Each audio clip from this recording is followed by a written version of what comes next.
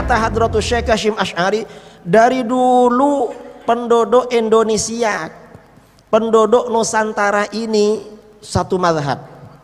Di dalam fikih mazhabnya Syafi'i. Mereka ini Ahlus Sunnah wal Jamaah. Di dalam fikih mazhabnya Syafi'i. Di dalam akidah mazhabnya Asy'ari. Di dalam tasawuf mazhabnya Junaid al-Baghdadi. Ini penduduk Indonesia.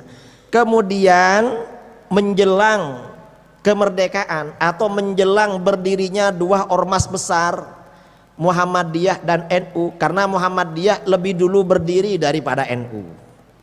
Muhammadiyah itu kakaknya, NU adiknya. Cuma lama-lama lebih besar adiknya. Mengapa? Biasa adik itu lebih besar dari kakak. Karena adiknya melihat pengalaman kakaknya lebih besar. Sebelum dua ormas ini tersebar, pada waktu itu muncul tiga aliran yang berbeda dengan mayoritas umat Islam Indonesia. Siapa aliran pertama? Yang pertama aliran lokal, bikinan masyarakat lokal, aliran kebatinan atau aliran kejawen, atau disebut manunggaling kawula Gusti, Islam sejati. Ini sudah muncul. Ini oleh Hadratus Syekh Hasyim Asy'ari dianggap aliran yang menyimpang dan keluar dari Islam. Mengapa? Karena kelompok ini mengajak meninggalkan ibadah kepada Allah. Kata kelompok ini, orang itu kalau sudah bisa ingat Allah terus menerus gak perlu sholat. Kata kelompok ini. Mengapa? Sholat itu kan untuk ingat Allah. Kalau udah ingat maka gak perlu. Dalilnya aqimis sholata lidzikri, dirikanlah sholat untuk ingat aku. Kalau sudah ingat berarti gak perlu. Loh, ini gak begitu. Sholat itu didirikan agar kita ingat kepada Allah. Maksudnya ayat ini perintah agar kita khusyuk di dalam sholat. Bukan berarti kalau sudah ingat terus pada Allah lalu gak sholat. Justru semakin rajin sholat, karena ini perintah khusyuk di dalam sholat. Mengapa? Para ulama menafsirkan begitu. Cuma aliran menyimpang ini menafsirkan disesuaikan dengan hawa nafsunya, pikirannya sendiri. Nah, aliran kebatinan ini sampai sekarang banyak menyebar di Indonesia, masih banyak. Saya gak tahu kalau di daerah kota wisata ada apa enggak. Insya Allah gak ada. Buktinya ada di sini semua. Entah kalau di sebelah ada yang nggak sholat, ada apa enggak di kota wisata yang nggak sholat? Ada. Ya mungkin itu sisa-sisa yang dulu. Ini yang pertama. Yang kedua, yang mulai menyebar ke negara kita ini Syiah. Syiah ini sudah mulai masuk. Syiah ini masuk ke Indonesia itu diperkirakan sekitar 170 tahun yang lalu. Ada yang bilang Syiah ini masuk setelah revolusi Iran. Gak betul itu, gak betul. Mengapa? Di dalam literatur kitab-kitab klasik ada seorang mufti di Hadramaut di Yaman, As-Sayyid Abdullah bin Umar bin Yahya. Beliau wafat sekitar 1849.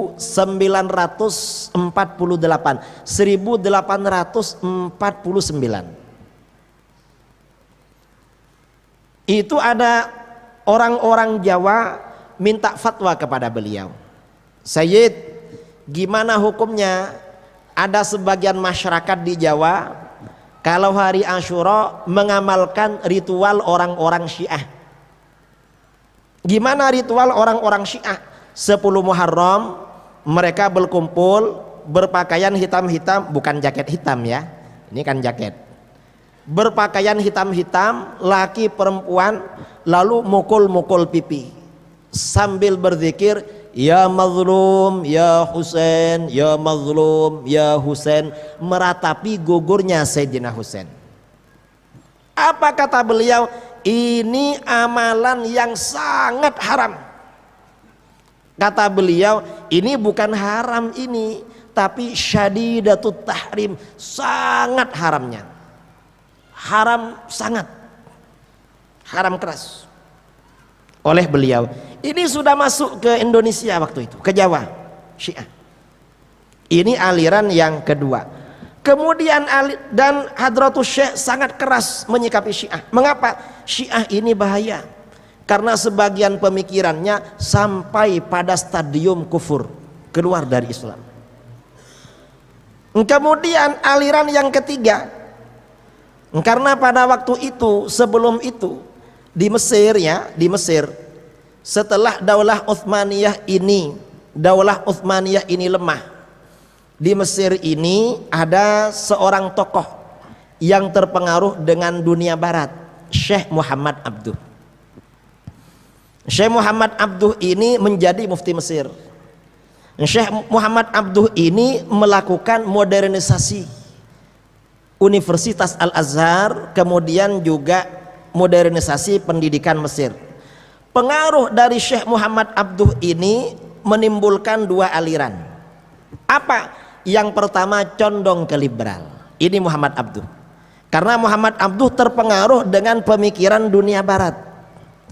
Yang kedua, kelompok radikal tapi agak liberal. Kelompok radikal yang agak liberal ini murid beliau namanya Muhammad Rashid Ridha.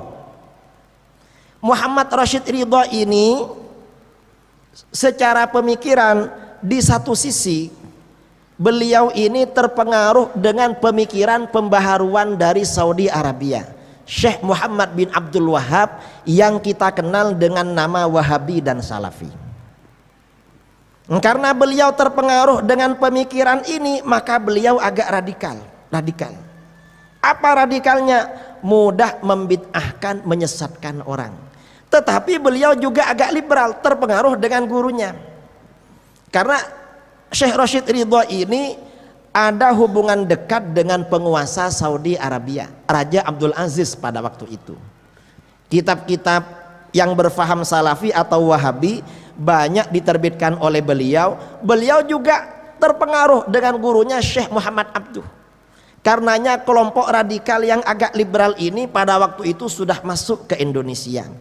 Apa di antara pemikirannya Syekh Muhammad Rashid Ridha, Syekh Muhammad Abduh yang disebarkan oleh Rashid Ridha? Syekh Muhammad Abduh ini tidak percaya kepada malaikat. Maksudnya gak percaya kepada malaikat artinya apa? Di dalam Al-Quran Rasulullah SAW di dalam perang Badar diberi kemenangan. Mengapa? Allah menurunkan ribuan malaikat. Kata Muhammad Abduh, itu bukan malaikat tapi semangat. Jadi iman kepada perkara gaib ini mulai iman kepada perkara gaib ini mulai merusak masyarakat Indonesia melalui Syekh Muhammad Rashid Ridha. Kemudian Syekh Muhammad Abduh ini seperti disebarkan oleh Rashid Ridha juga tidak percaya kepada jin. Jin itu hanya dianggap pikiran negatif. Juga Syekh Muhammad Abduh ini tidak percaya pada batu sijil yang dikirimkan Allah melalui burung ababil menghancurkan tentara Abraha oleh Muhammad Abduh. Itu penyakit cacar itu katanya. Jadi tentara Abraha yang menyerang Ka'bah kena penyakit cacar. Ditakwil-takwil. Ini di satu sisi. Di sisi lain, selain pemikiran Rashid Ridha ini arahnya liberalisasi, juga mengarah kepada radikalisasi. Mengapa? Tradisi-tradisi keagamaan yang sudah berlangsung lebih dari 1000 tahun di Indonesia itu dibid'ah-bid'ahkan, disesat-sesatkan.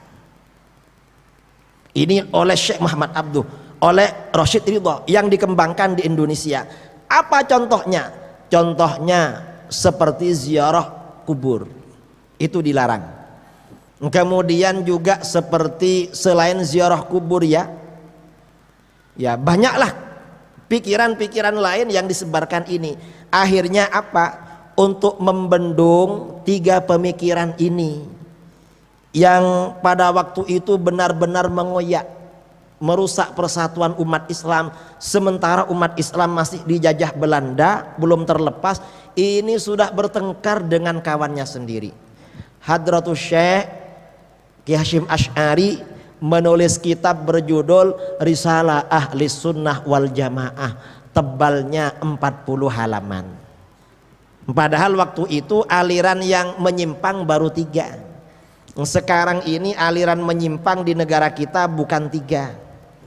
Ada berapa? Bukan 30. Kalau bukan 30 ada berapa? Bukan 300. Tahun 2009 saya mengadakan penelitian dengan kawan-kawan di Pondok Pesantren Sidogiri, Pasuruan, Jawa Timur.